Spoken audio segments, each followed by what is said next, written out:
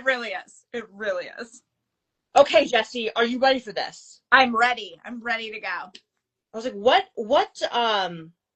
what movie does that? Are you ready for this? Da-na-na. What is that? I know it. Oh my God, what is it? It's not Space Jam. Is it Space Jam? It is. It's some kind of like sport, right? I don't know what it is, but I always think about it. I should probably Google that later. Oh my God, yeah, and then you need to tell me because it's gonna drive me nuts. I feel basketball vibes coming from it. Me That's too. I think it's Space Jam. Space Jam. Okay, before we get into this, I'm sorry. Space Jam has the best pump up song. If you're in your car, you're like, wow, I'm really down right now. Just put on "Everybody Get Up, It's Time to Slam Now." You're in the mood. That's a good point. I'll put that on my I have like a snap out of it playlist. You know, I will add that. My work is like 5 minutes from my house, and like when I don't want to go, I'm like, Space Jam song. That's a really good. I like that. It will be added to my list for sure. I said thank you. I don't know why I said thank you, but you're welcome. Question mark. Excellent. Okay, here we go. We're gonna get into this. For everyone who is watching or not watching, is it from Bring It On? Is that the one you're thinking of, Vanessa? I think that's the one she's talking about. I think that's a choral song, right? That's It's Cold in Here. Yeah, but do they have a scene where that one comes on? Oh my God, maybe I don't know. But now I need to rewatch it. Sports in general, that like there's not like an actual reference. Right. So maybe it is in that one too, because that would be a movie I would quote easily. Now I'm like, okay, Megan, focus, because now I'm like, oh, what movie is that from? But for everyone who's watching and not watching, which is fine because people are busy, this will be up on YouTube. So if you need a playback, it'll be on YouTube. So I was reading the comment, sorry. On YouTube, and then I've had people watch on Instagram playback. Do your thing, girls. Do your thing, guys. Do your thing, everybody. So I'm just gonna jump right in. I'm gonna say Jessie, and then we'll go through it. Okay? Sounds good. I'm ready. Okay, here we go. Hi, Jessie. Thank you for joining me on Megan's Bookish Life IG Live. Thank you for having me. I'm so excited to be here.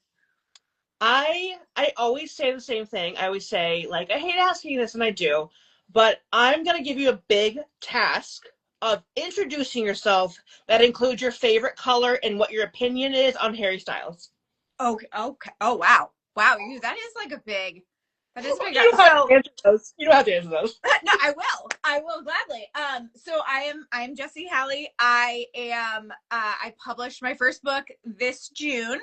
But I born and raised in Maine, and always wanted to be a writer. That same kind of narrative of I wanted to do it, but then had to like adult and all that kind of stuff. And then I have two young sons, and it kind of gave me, I want to say it gave me the time, but it also doesn't give me the time to write. But it gave some flexibility to my schedule that I was like, I think this is the time. And so I'm kind of on that journey right now. My favorite color, which may be the same as yours from some of your stuff, I'm a big fan of purple. Oh yeah. Mm-hmm. So purple's my kind of my jam.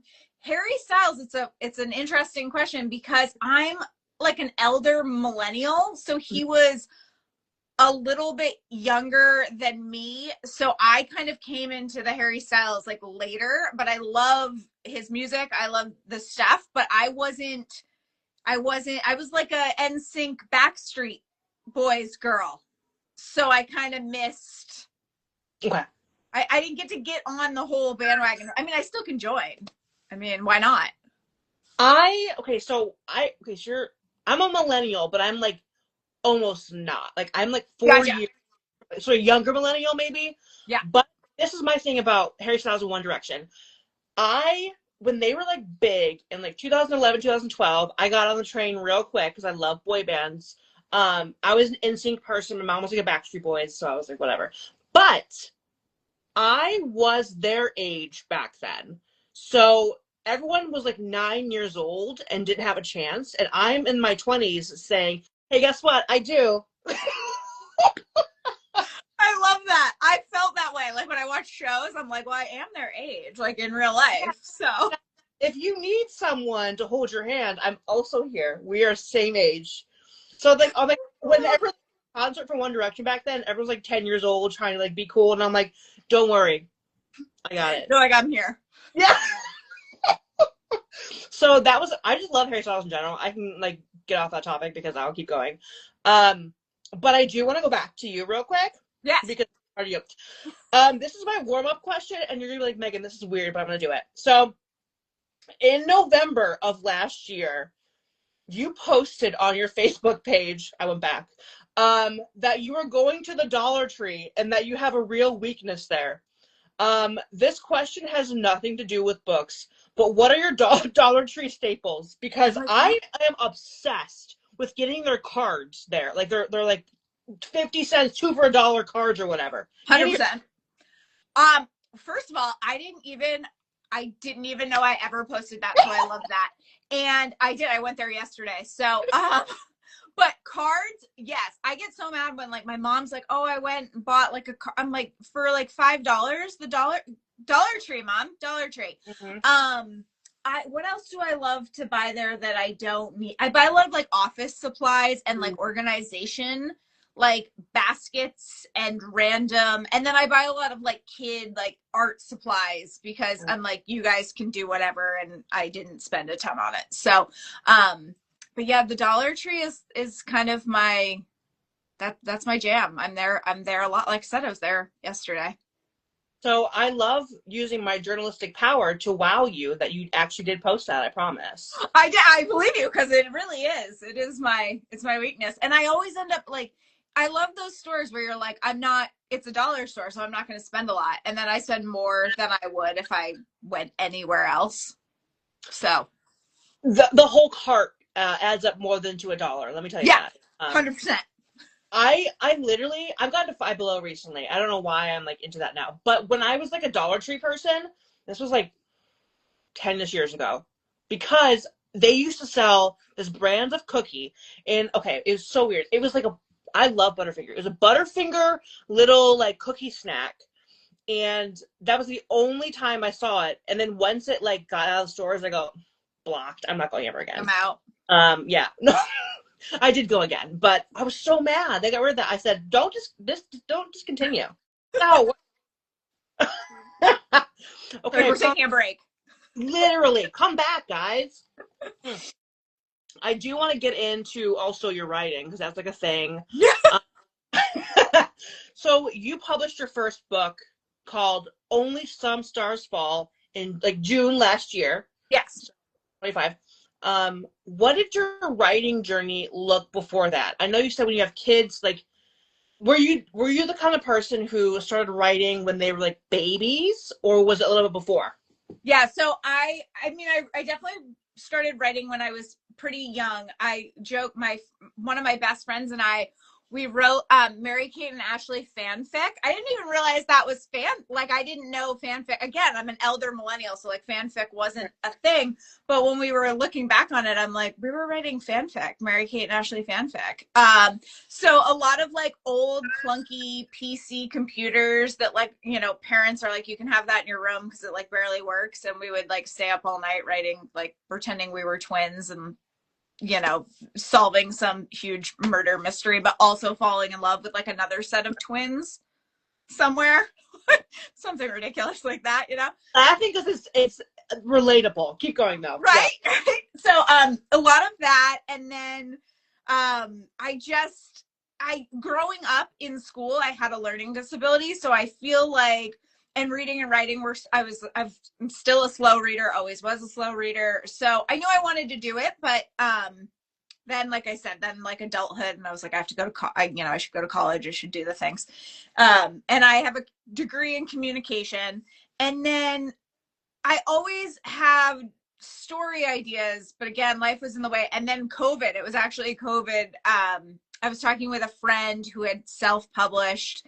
That was the other thing too, is for a long time, self-publishing wasn't as well known. And so when I started to hear about people self-publishing and like, especially indie romance, I was like, oh, I could do that. That makes sense.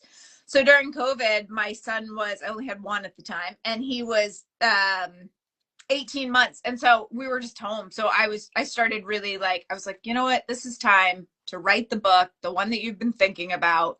Just get going on it. So it took a while. So it was like May 2020. And I think I finished the first draft September 2024. So, and I had another child in there, and, you know, there was job changes and all kinds of different things in between that. So it was a lot of stop and go, a lot of rereading and coming back to it, but I got it out. When I hear an author saying like they wrote it during COVID or whatever, I like to ask, is it your COVID baby? But I someone like not someone some authors take that like, oh, you were bored, you wrote a book.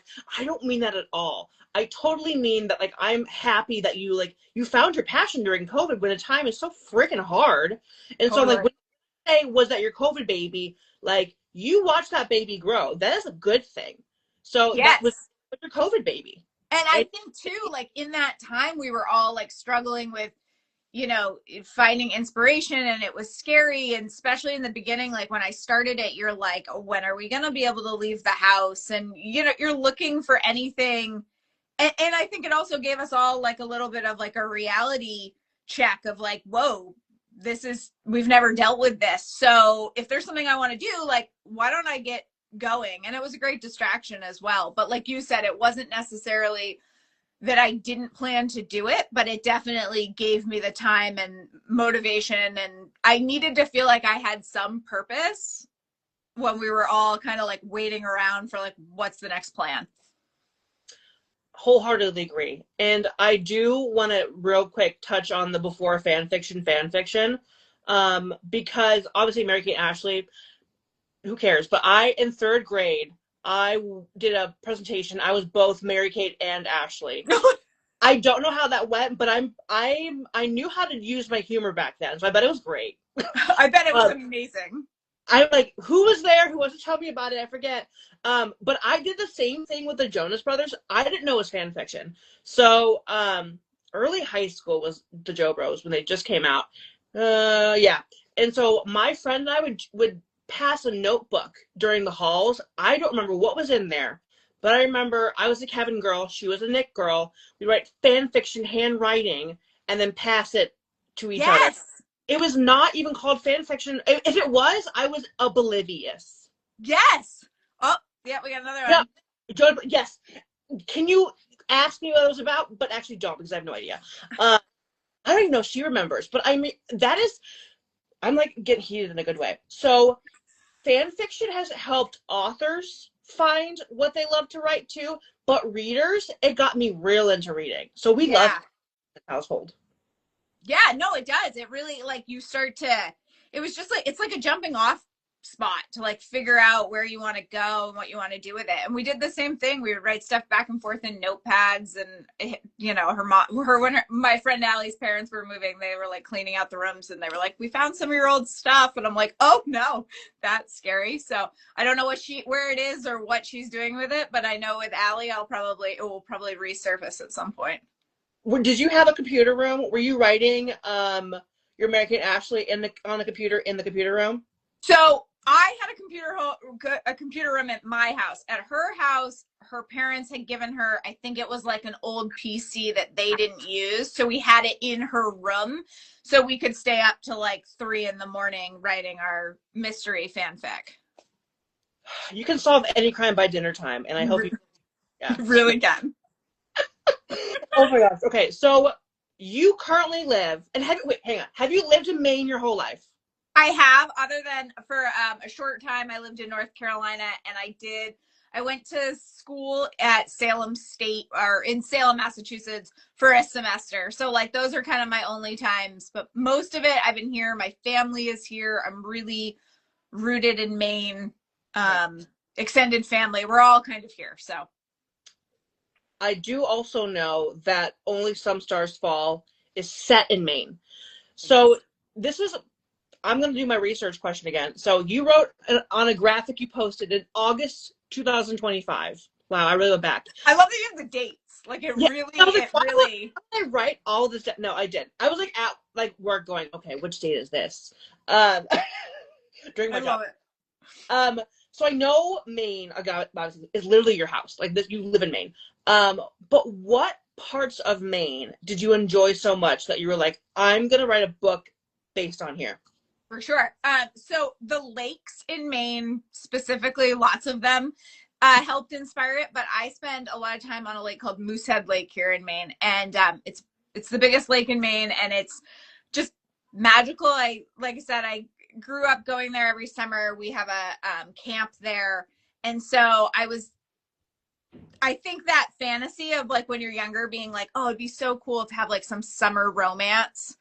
It was that idea, right? Like that you're gonna go again, like an Mary Kate and Ashley movie. You're gonna like go on vacation, and so I did. I always had this idea of wanting to write something up there, and it also allowed me to kind of write like a love letter to some of my favorite places. And even though I changed names and all of that, I was able to use inspiration from where I liked to, where I like to be and where I like to vacation.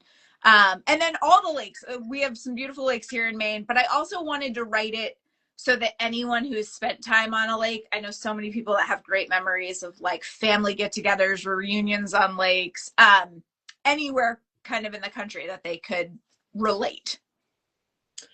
I'm gonna pick what you just said in a good way. A lot of authors, especially for their debuts, they like to say like, I wrote what I know, but I obviously changed it to more fictional. I like how you said it was a love letter to Maine, because obviously this is what you do know, but it is something a little bit more than that. It's something that you really love and are passionate about. Yeah, it was one of my favorite compliments I get when people read it, especially here, is when people are like, you really got Maine right. Like they can, and I love that people try to like guess where it was. And a lot of times it's off their own experience of whatever lake, or they'll be like, oh, I stayed at a lodge once that I've never even heard of or whatever. But when people tell me that I got Maine right, because I think there's so many, as we all know, wherever you're from, and then you see a movie or a book and you're like, oh, but it's not really like that. I wanted to make it relatable for the people that live here, and then also still bring that magic that we all feel that we feel about Maine, that other people that maybe haven't been here get to experience from reading it. I also love that you're a lake girl, because I'm a lake girl too. Yes. But I was like, but no, I live by Chicago, like northwest suburbs. So if you go for me east a little bit, you're in Lake Michigan. Oh, yeah. Oh, I love Lake Michigan. I literally am having like, my birthday's in July, like the end of July, so it's always hot. This year I'm going to like a beach in Illinois that no one knows about, but it's on Lake Michigan. I'm like, yeah, I love a good lake. Yes. And see, I grew up on the ocean, like 2 streets over from the ocean. So, because I'm in southern Maine, and so people ask that a lot. That's a big question. And I mean, I love the ocean, but I'm always a lake girl. Always going to be a lake girl. And I never really had like, oh, there's gonna be a shark kind of fears, but something about a freaking lake. So yeah. Good. I mean, okay, sorry, I meant the ocean fears. I know there's no sharks in lakes. I'm not that bad. Yeah. There's some seaweed in those lakes, but let me tell you, there's some weird stuff, but not normally sharks. Don't snorkel just in case. I have to get to you. I'm trying to back up a little bit. So on Instagram, I don't have a date for this one, but I saw that a book club is reading your book, which is, if I was a fiction author, I'd be like, what a dream. What a dream. But you also, some other goals, you've also sold over 500 copies in your first year. I have. You've had book signings, and a book club, like I said, is hosting you. Girlfriend snaps. There we go. Before your publishing journey began, like after you did was it 4 years, did you have any specific author goals like these in mind, or did they kind of pop up as you went? Like before you like published, were you like, I want to sell this much, I want to do this, or is it kind of like come in as a flow thing? Yeah. So I had some really good advice from a few author friends that one of them was really smart to be like, keep all of them mostly, but like keep your expectations low. And so I really tried to think of goals that felt attainable and that would like bring me joy, but not like, I didn't want to get too wrapped up in what other people thought or on how many I sold and then be like, well, that wasn't really worth it, so I don't want to do it again. Like I didn't want to mess myself up with that. So I think I set a goal of like, if I sold 10 books, I'd be happy. And to tell you the truth, like you said, did it flow? One goal that I didn't expect was that when my beta readers read it, which was a lot of my book friends, that I had a Bookstagram before I published. So I've met this really great reading community from all over the country. And when my book friends read it and they loved it, I remembered thinking to myself, if I only write books for them, I will be happy. Like that was such a cool feeling that I didn't expect. That just knowing that I gave them something and they, devoured it in a day or whatever, that was a goal that I guess I hadn't set. And that was like an accomplishment that was really cool. But other than that, I didn't. I think it was like 10 books. And my big goal or my overarching goal as an author is I really love to write in a way that makes people feel nostalgic. And I really like angst and I really like nostalgia. And so when people tell me that they get that feeling, that's like me hitting the goal. That I was like, if I was an author, I'm not even an author, I'm getting like happy for you for this. Do you tell people before they read the book, like, I hope you enjoy this parts of it? Or did people just come up to you blindly and say, I feel the angst and nostalgia? Like, or do you prompt them that it's going to be in there? Is that a weird question? No, not weird at all. I don't feel like I overly prompt people. I mean, my beta friend, my beta readers, I was kind of like, this is what I'm looking for. And I obviously, when I'm marketing it, I will mention that it is angsty, because sometimes people don't want angst. But I have learned, another thing I learned with the whole process is I never ask people what they think of my book, because, and I didn't even do it like, I don't need to know that, which as a people pleaser, that's like a hard question not to ask, because I'm a born people pleaser. But I got really good at being like, I'm not going to ask people. If they want to tell me what they thought, that's fine. I've said it out into the world. I can take criticism pretty good. Like, I'm not worried about it, but I just don't ask. So like you're saying, a lot of times people will say it to me that they felt really nostalgic, or they just like I said, or I got Maine right, or I got that nostalgic summer feel right. And I think it makes it more rewarding because, like you said, I didn't prompt them for it. Exactly. Well, I was going to say too, from you going from a Bookstagram to like an author account kind of thing, to me, that'd be hard with like reviews, because when you're like, they would say like Goodreads and Storygraph are like, the reviews are for readers, but you were a reader. And now that you have an author, and okay, tell me, do not lie to me. Do you read your reviews? I do. I can't. I have friends. I have friends that are like, they don't go on Goodreads. They do that. I love that for them. I'm too, like, I can't. I'm impulsive. I can't like not. I have anxiety. I like have to go check it out.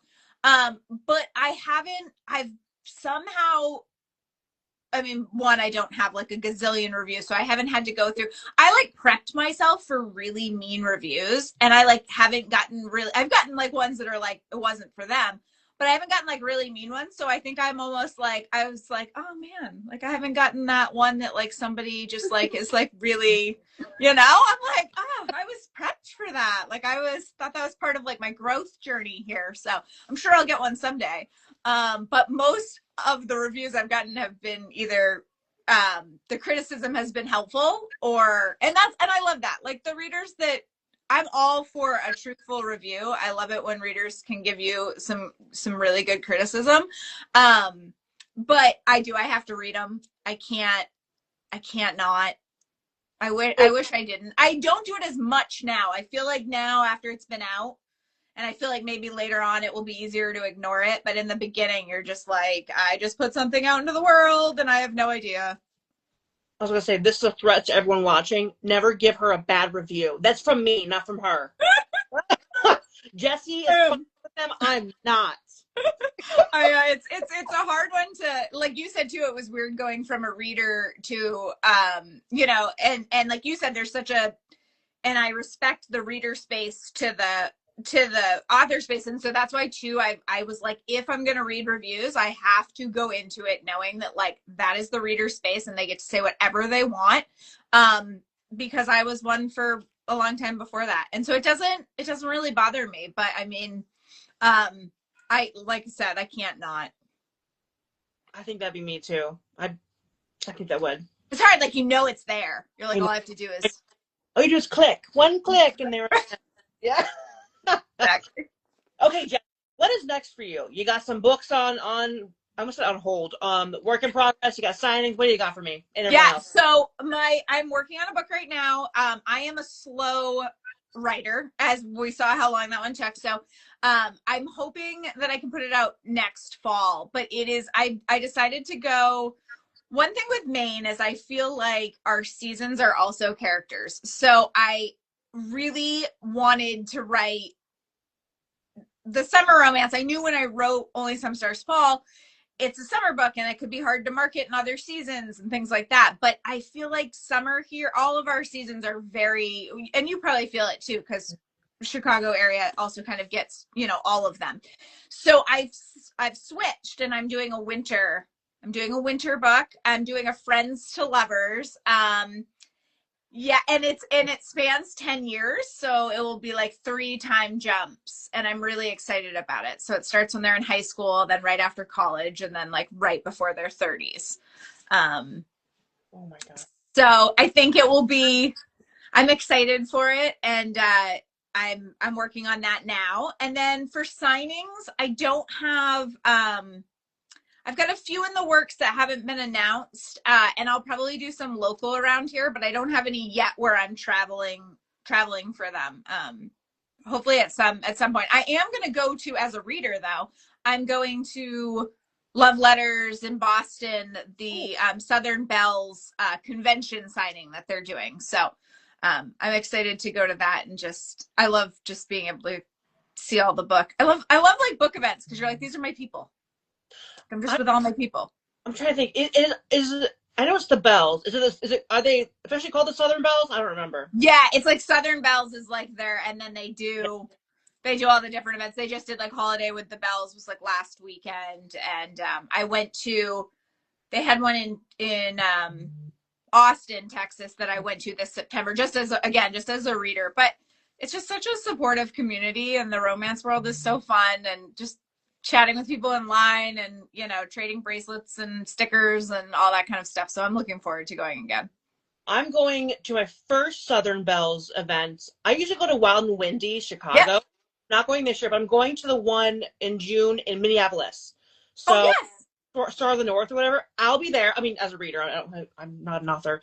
But I've heard really good things about their events. They're great. I love them. Everyone that works there is great. Like, it's just a really fun experience. I've been to 2. I've went to 2 of them, and then I have this one coming in the summer, or in the fall. But you'll have a great time. It's so fun. Oh, I'm excited. Oh my gosh. Okay. Jessie, you are a joy and a half. Well, same to you. This was so fun. Thank you so much for having me. Do not stop DMing me, please. No, forever now. Or a voice note about how you don't want to talk about Minecraft anymore. Seriously, my parents are doing. That's what my parents are listening to right now. Them, good people. Have a wonderful day. I must stay safe, stay warm. Yes, I will for sure. Thank you so much. I'll talk to you again. I'm keep talking so much, but